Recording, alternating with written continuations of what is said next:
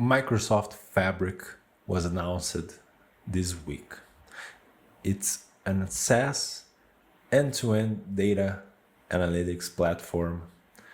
And in this video, I will take a business perspective on what are the possible impacts, what are my perceptions comparing my previous work with different clients using the Azure stack, and finally to give my understanding of how could you start using Fabric on your corporation.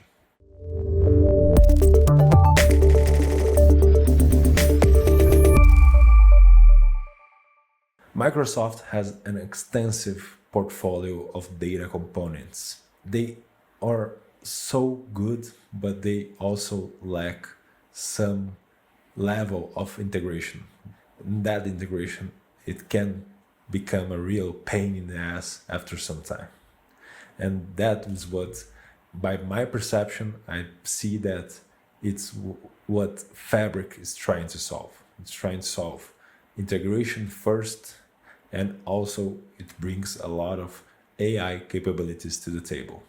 This quote, it was on the main presentation. It really sums it up what I felt by working with different clients over the years. Even with the latest, around 2020, the latest Synapse Studio offering that was general available, we always felt that some kind of level of integration between components, especially between data catalog and real-time streaming ingestion, that kind of stuff was really lacking in our day-to-day work. And this is what I understand that Fabric will solve. Most of all, of course, it brings a lot of cool features and integrations, and OneLake, that is an open and central data lake for all the data of your organization. We will talk more about that, but most important, the integration aspect of the tool. Here we have the main concepts of the Fabric SaaS. It's a complete analytics platform. It's lake-centric and open as in open source. It aims to empower every business user, so you don't have to be a really highly skilled analyst that knows a lot about math and statistics to get value from the tool. And also it's AI powered. On this topic, we will see a few of the capabilities on this video that was presented on the launch event. Here we can see that it has integration from the data ingestion pipelines, so you can build low-code pipelines using AI. You can work on your Spark code using AI. You can create amazing Power BI the reports and dashboards using only text, so it brings a lot to the table. Of course, we have a lot of ChatGPT hype going on, but in my point of view, in my perception, I see that those are killer features, and the Power BI integration that allows you to create reports by integrating the knowledge of the data that's stored on the OneLake together with your business needs is the most quick win that you can get from this product. It's really amazing. It will save a lot of time from Power BI analysts that spends a lot of their time building reports. That will help a lot. Of course, in other parts of the product, we will also see the better efficiency that we can get from using AI. But for me, this Power BI integration is just killer. In this slide, we can see a lot of the different components of the Fabric. So we will talk, from my point of view, what really matters on this new product, because a lot of those offerings, they are existing offerings that are rebranded or that are offering new AI capabilities. But for starters, let's talk about OneLake. OneLake is the OneDrive for data. So in OneDrive, you could store all your documents as an organization and get access and interact with different business units by only using one drive. OneLake has the same goal but for data. So it uses Delta tables as its default format of the data warehouses. So that means you can actually consume and work with that data from other tools like Python or Databricks from other platforms, and it's totally open, and it also leverages some data mesh capabilities. It was built from the ground up with the domain integration in mind. What does that mean? That means that you can actually create links between different business units and different warehouses really easily. So you can actually get a lot of information from different sectors of your company to get the right insight or to get the right information to take a decision.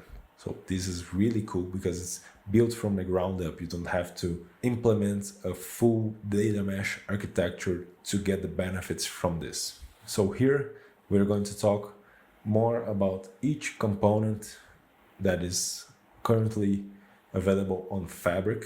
From my point of view, what is really interesting from each component and each new offering. So let's start by talking about Power BI. The main thing for me, I struggled with a lot of projects in a lot of different customers, all sizes, with the data connection mode. So we had mainly two modes: direct query, that is, the query goes to the underlying database that is processed and the result comes to the client. So it can be slow, and it's sometimes a really tricky job to get those queries optimized, but it's real time. So we are grabbing the latest data available. We also had import mode. Import mode was a scheduled integration that a few times a day it would go to your database, grab the data, and bring to Power BI's optimized model.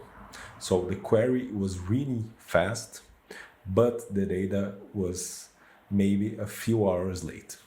And now we have the direct lake mode that Microsoft says it's perfect. So what is that? It has a direct connection to OneLake, but also it leverages some import mode benefits. So we can have the most current data with high speeds and high query speeds.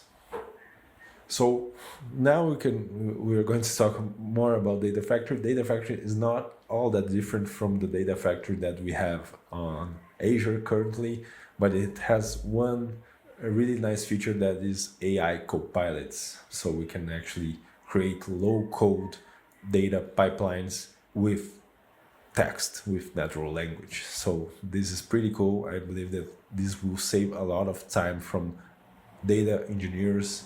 Pipelines that were already kind of easy to build, but you can build them with natural language, and that's pretty cool. Data Activator. This is a new offering that it can be seen as kind of an anomaly detection model, but it's low code and it's AI integrated. So it can read data real time, see and check the data for different kinds of thresholds and notify users if some threshold is met. So we can have like Teams message if some kind of threshold is met, and this configuration is all low code and also has AI capabilities. You cannot run from AI on Fabric. Snaps Studio. There are several parts from Snap Studio that are currently being brought, of course, an optimized version of it that are brought into Fabric. One of them is data engineering, so we can actually build Spark pipelines with code of course, with the help of an AI.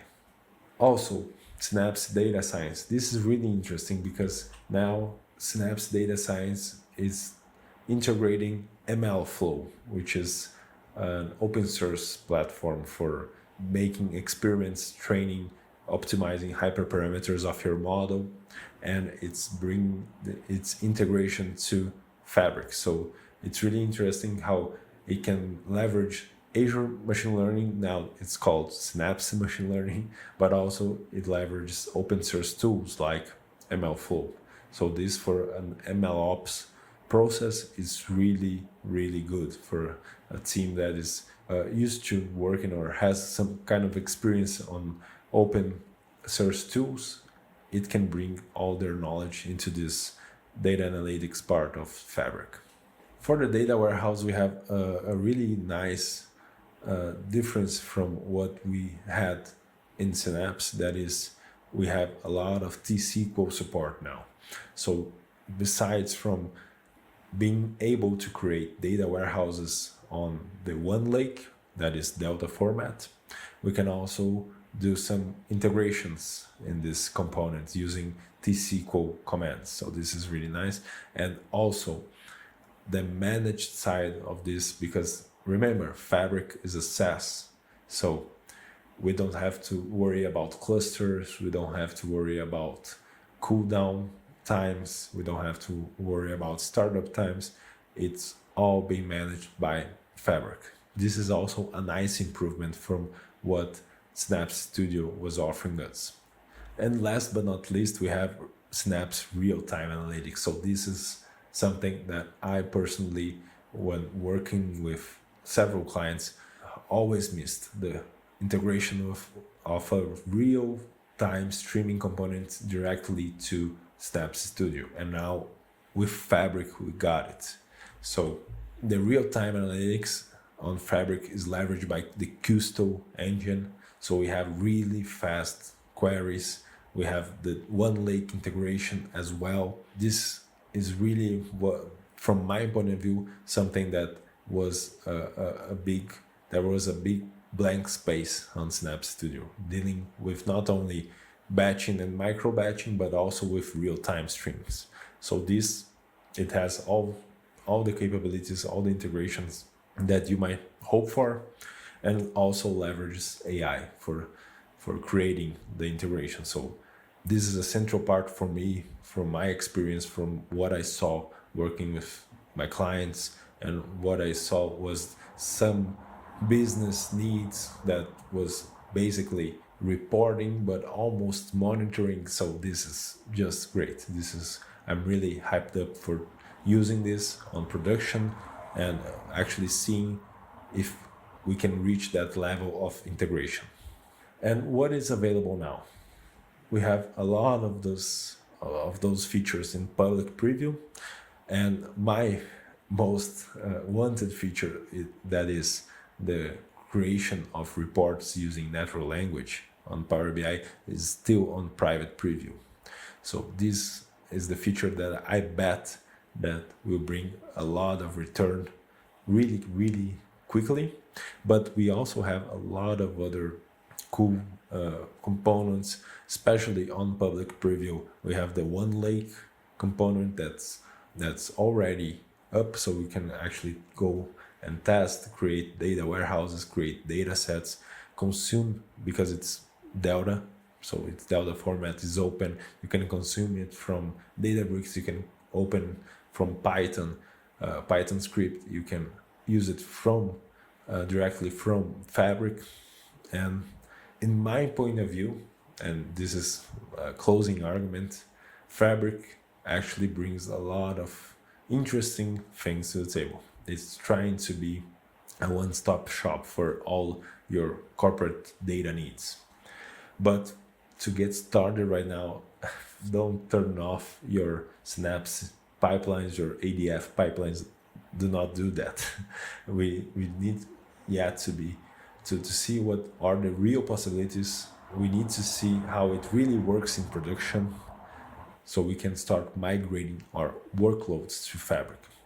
But a closing argument, and maybe If you are interested on using Fabric for some kind of data initiative in your company, I would advise you to start an end-to-end pilot project. That is a small project, one data warehouse, a few data sets, end-to-end integration. So from ingestion up until using integration on Power BI and Teams integration, just to get a feel from that. And also try to create a scope from the things that all of the arguments that I made in this video.